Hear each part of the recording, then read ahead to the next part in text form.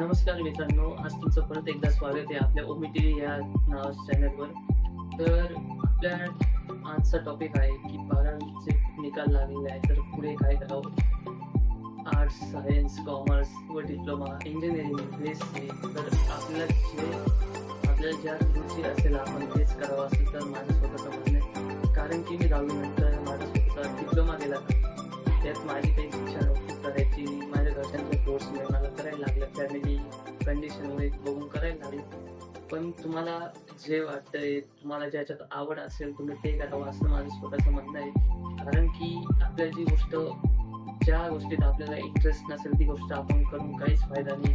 उलट आपल्या घरच्यांचे पैसे वाया जातील त्यात. म्हणून ज्यात आपला इंटरेस्ट आहे, ज्या गोष्टीत आपल्याला आवड आहे, ज्या गोष्टी आपण करून आपल्याला आनंद फील होतो, नाही का? समजू शकता तुम्ही.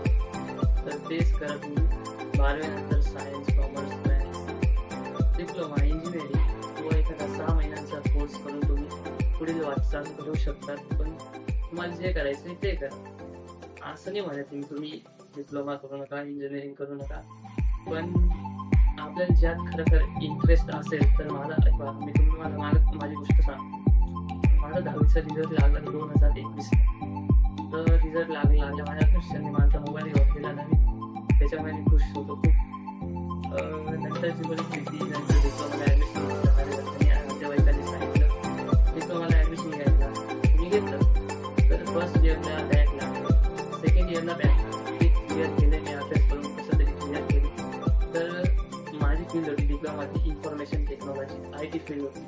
तर आय-टी फील्डमध्ये नाही का कोडिंगचे सब्जेक्ट खूप जास्त आहेत. पायथन, सी वगैरे नाही का. तर ते काय मला जमलं नाही. कसं तरी झाला तो माझा डिप्लोमा. आता जानेवारीमध्ये या 26च्या जानेवारीमध्ये माझा त्याचा रिझल्ट लागला. त्याच्यात मी पास झालो, क्लिअर झालो. आता तरी ॲडमिशन चालू होत आहे. आता 12वीचा निकाल लागलाय. तर आता बघूया काय करायचं काय नाही. पण माझा इंटरेस्ट कशात आहे, YouTubeवर माझा खूप इंटरेस्ट आहे. YouTubeवर मला व्हिडिओ बनवायला खूप आवडतं. आणि लहान वयापासून मला ही आवड आहे YouTubeवर व्हिडिओ टाकायची. करायचं काहीतरी नवीन करायचं आयुष्यात. कारण की जॉबने तर आपण लाईफ टाईम जॉब करून तर आपण एवढं सगळं घर, बंगला, गाडी घेणं काही खूप अवघड डिफिकल्ट वाटतं नाही. तर आपल्या ज्यात इंटरेस्ट असेल तेच करावं माझं म्हणणं आहे.